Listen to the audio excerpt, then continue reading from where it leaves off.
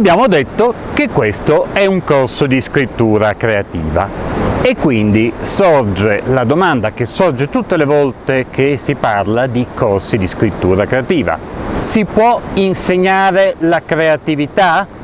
Questo se lo chiedono in molti. Molti pensano che la creatività non si possa insegnare. Taluni dicono che se non si possiede il talento è inutile insegnare qualsiasi forma di creatività, o ancora che in fondo per scrivere, e quindi qui parliamo di scrittura creativa, per scrivere basta un po' di fantasia, basta conoscere la lingua italiana e il gioco è fatto, la scrittura non si può insegnare. Ecco, a tutte queste domande io rispondo, non si dovrebbe fare, ma lo faccio, con un'altra domanda che riguarda sempre l'ambito della creatività. Se non si può insegnare a scrivere, perché si può insegnare a scrivere musica, per esempio? Perché al conservatorio si può insegnare composizione? Non è una contraddizione? Non dovremmo dire che anche per la musica il talento dovrebbe essere sufficiente? E invece nessuno si sogna di dire che i conservatori, le scuole di musica sono inutili, che la creatività musicale non deve essere educata. E allora perché ammettiamo che la creatività musicale possa essere insegnata e invece la creatività letteraria no? Tutto risiede nell'uso degli strumenti. Sotto un certo punto di vista mi verrebbe da trovarmi d'accordo con chi dice che la creatività non si può insegnare. È vero, la creatività non si insegna.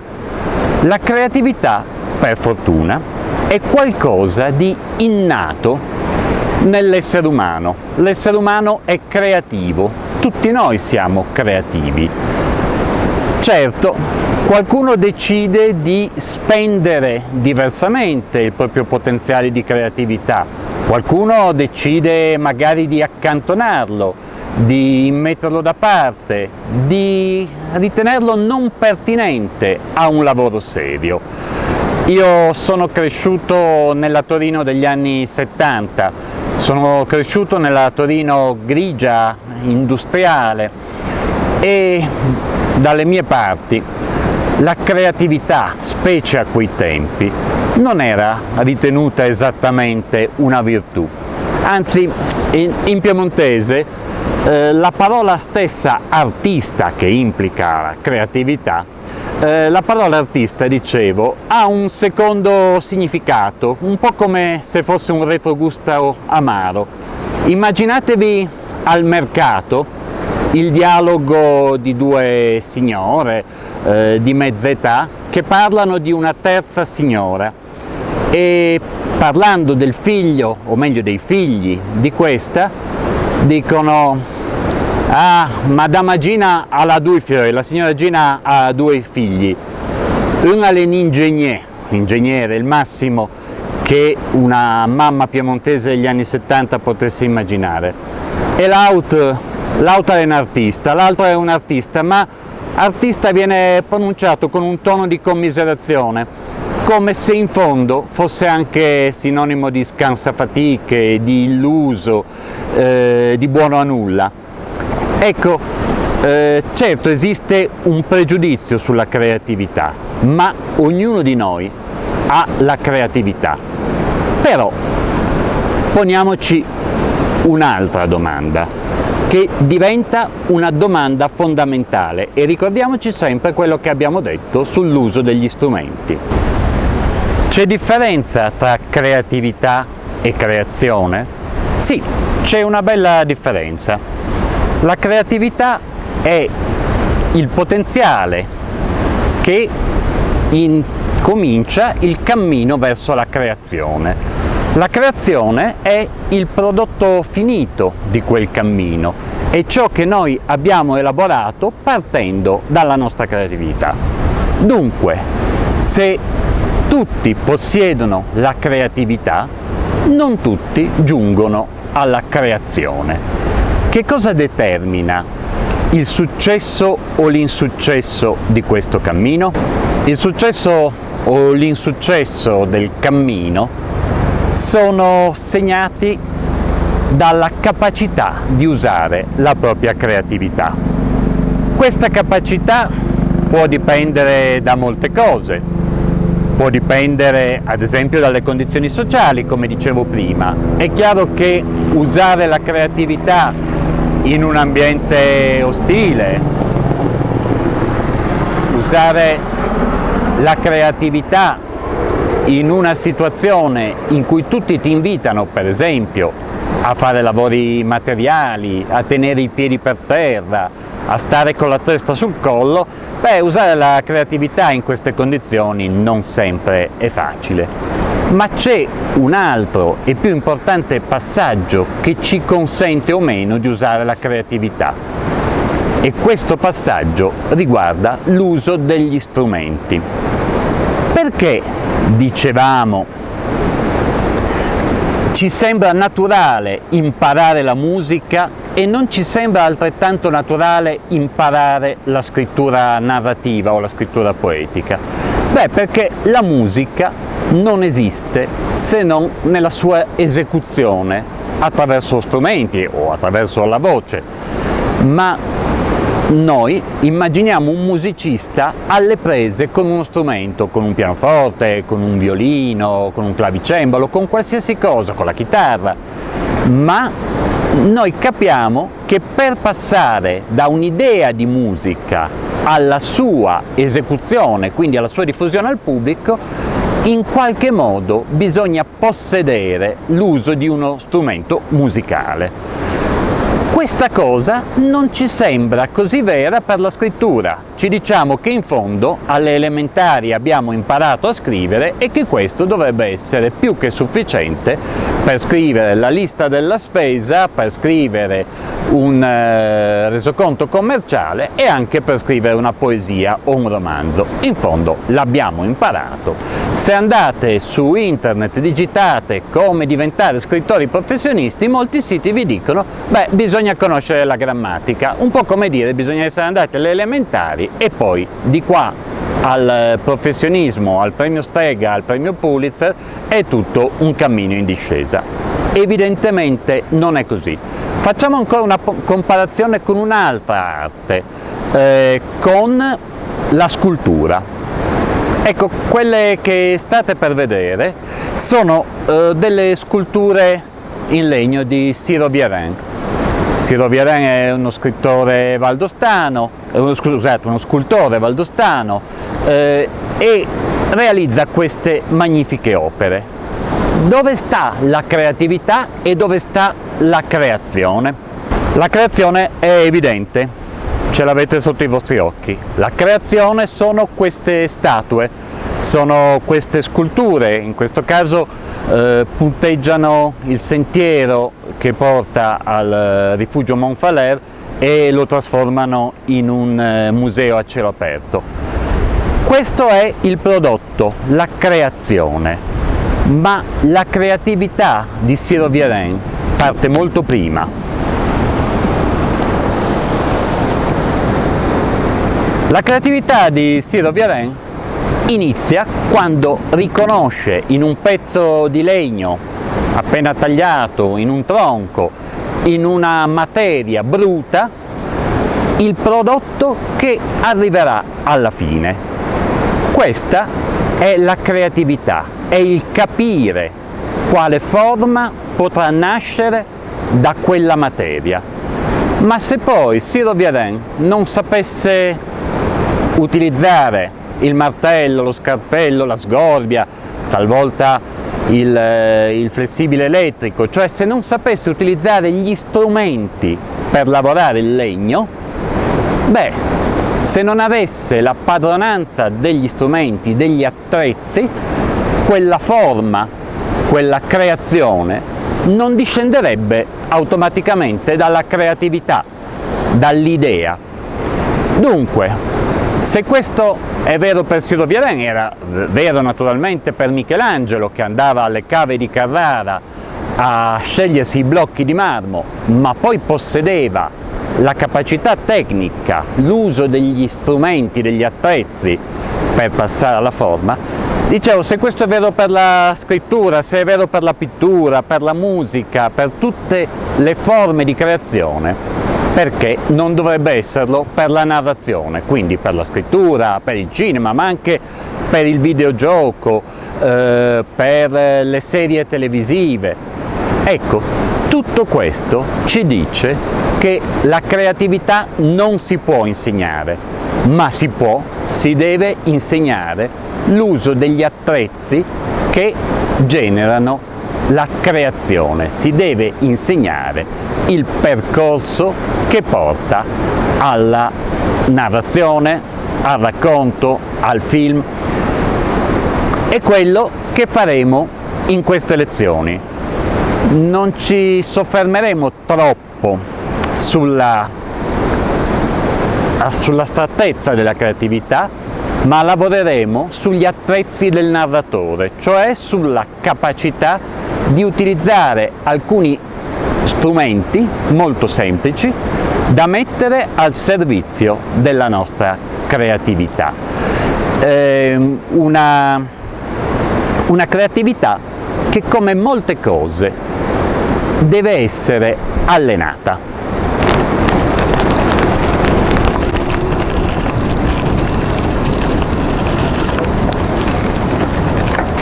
Ecco, ve lo dicevo, la creatività si allena, si mantiene in esercizio, esattamente come ci si allena a andare in bicicletta, anche se in questo momento sto ignobilmente barando perché ho una bicicletta a pedalata assistita, ma insomma vorrei vedere voi alle soglie dei 60 arrampicarvi su di qua senza la pedalata assistita, ma questo non conta.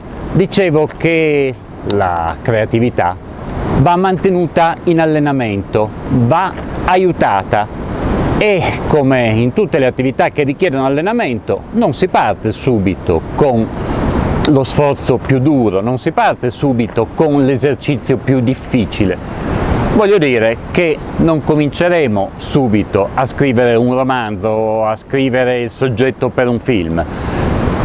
Inizieremo passo per passo a fare degli esercizi di scrittura che ci permettano di prendere possesso degli strumenti che servono per la creatività, degli strumenti che servono per intraprendere quel cammino che abbiamo detto ci porterà al prodotto finale. Gli esercizi, ripeto, sono un po' come quelli sportivi che si fanno. Per certi versi sono più facili del lavoro vero, per altri versi sono più difficili, nel senso che concentrano in poco tempo uno sforzo molto mirato. Ecco, non sono complessi come scrivere un romanzo, ma ci richiedono di scrivere a comando, e questo è un altro aspetto interessante. Chiunque voglia cimentarsi con la scrittura professionale, sia per la narrativa, sia per la pubblicità, per il cinema, a un certo punto deve cominciare a scrivere a comando, cioè deve cominciare a dire: non importa tanto quello che io voglio fare in quel momento, ma importa il compito che io devo svolgere.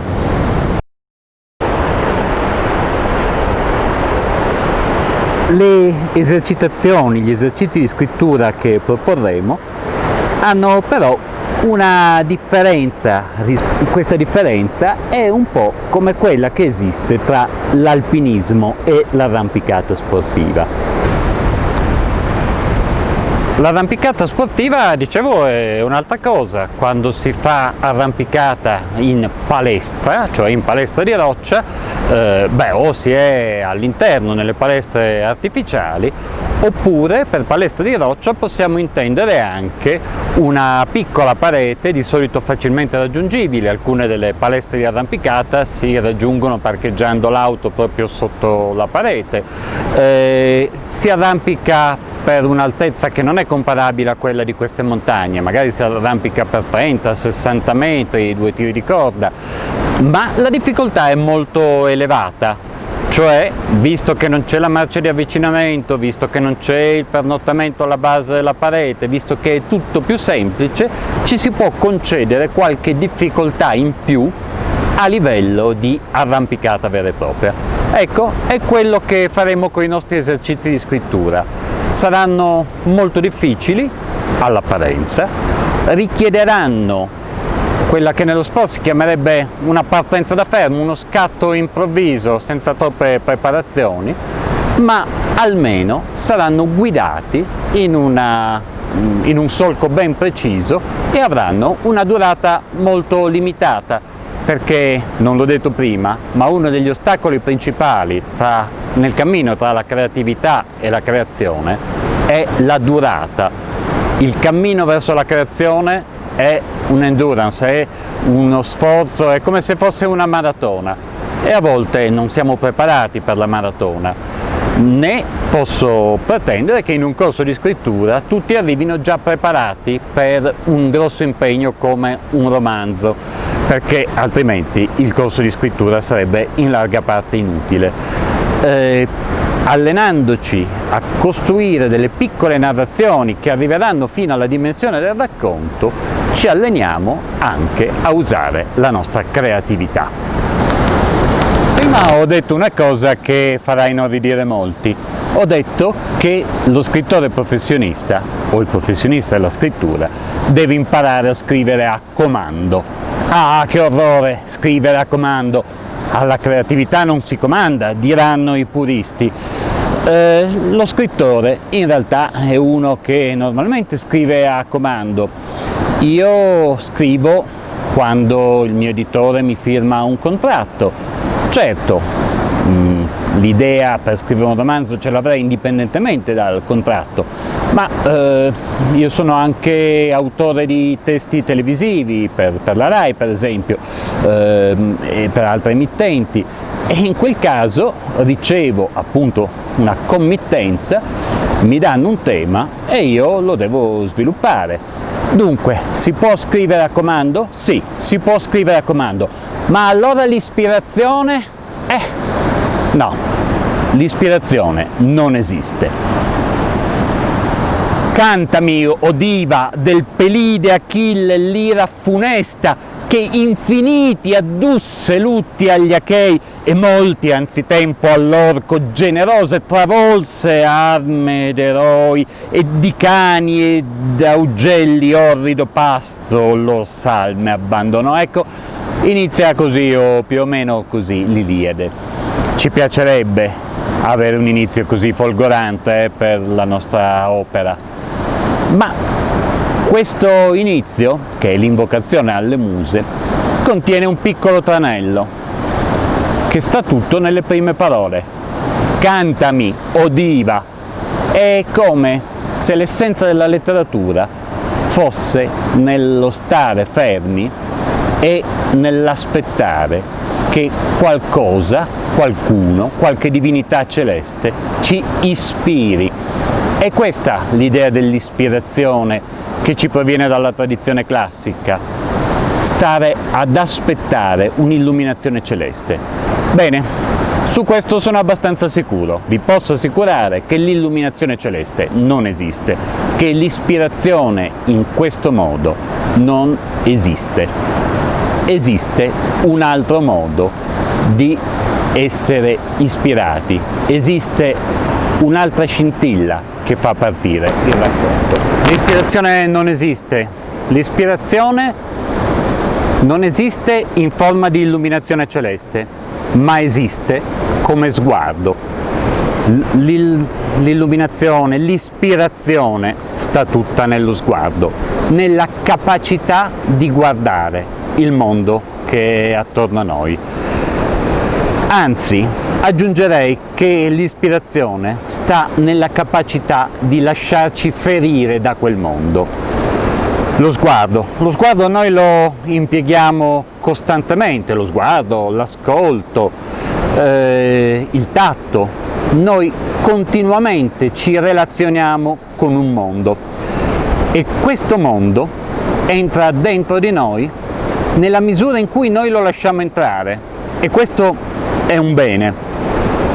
Pensate alle cose che avete fatto negli ultimi giorni, pensate a quando avete preso un tram, un autobus, a quando avete camminato per la strada, pensate alle persone che avete visto dalla finestra, pensate alle ultime vacanze, pensate a qualsiasi attività quotidiana, pensate quante storie avete incrociato nel vostro cammino, pensate a quante vite avete incrociato, a quante vite avete visto per qualche minuto, per qualche secondo, per qualche momento, e quelle vite dove sono andate?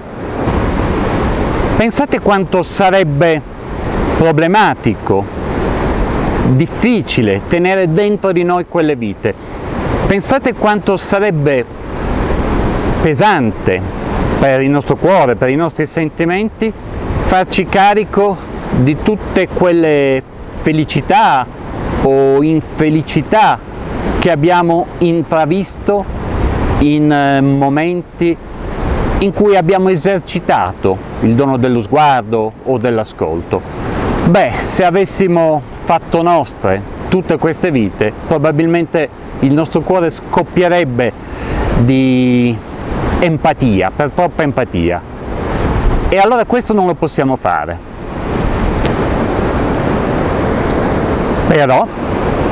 Però ogni tanto possiamo aprire uno squarcio in quella